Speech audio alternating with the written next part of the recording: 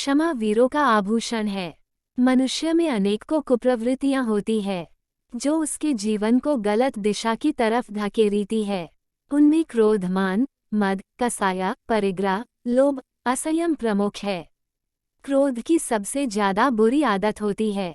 क्रोध आग की तरह होता है, यदि हम उसको जीतना चाहते हैं तो क्रोध रूपी आग पर ठंडा पानी डालना पड़ेगा, यानी क्षमा का भाव रखना पड़ेगा। लेकिन हम जिस काल में रहते हैं वहाँ अहम की प्रवृत्ति ज्यादा होती है।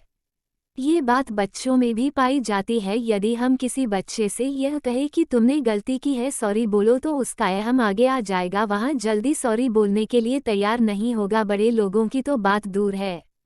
राम और श्याम दो प्रतिष्ठित व्यक्ति थे जो समाज में अपने सत्य, दान, निर्मल स्वभाव व दूसरों की मदद करने की प्रवृत्ति के कारण प्रसिद्ध थे। जब वे एक दूसरे के सामने आते तो मुंह फेर लेते थे। समाज के कई व्यक्तियों ने दोनों को मिलाने का निश्चय किया, लेकिन वह टस से मज नहीं हुए। एक बार बाहर से आया मित्र जो दोनों को ही जानता था, उन दोनों को मिलाना चाहता था। राम के पास गया और पूछा, तुम दोनों में किस बात से कड़वाहट है? राम ने कहा, मुझे श्याम ने कंगला कहा है। उसके यह बात कहने पर कि जब तुम दोनों के सामने कोई बात नहीं हुई तब क्यों गांठ बांध रखी है। उसने दोनों को बिठाकर क्षमा के बारे में बताया कि क्षमा मांगने से हमारे भाव व विचारों में सम्यक भाव आता है तथा संपूर्ण जीवन निर्मल हो जाता है।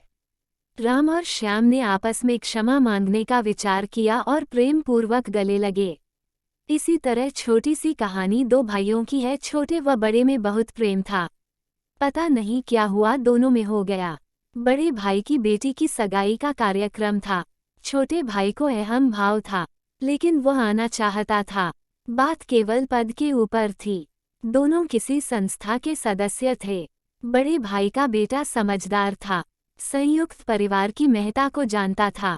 पिता के पास गया और चाचा से सुलह करने के लिए व क्षमा मांगने के लिए कहा। पता नहीं बड़े भाई पर छोटे भाई के प्रति भाई प्रेम जागा और वह भाई के घर गया। गले लगकर दोनों ने एक दूसरे से क्षमा मांगी। इस तरह की अनेक कथाएं हैं जहां क्षमा वीरों का आभूषण है। आज जैन धर्म के 10 लक्षण पर्व चालू हो गए हैं। क्षमा का दिन है, इसीलिए मैंने क्षमा भाव पर कुछ अपने विचार प्रस्तुत किए हैं।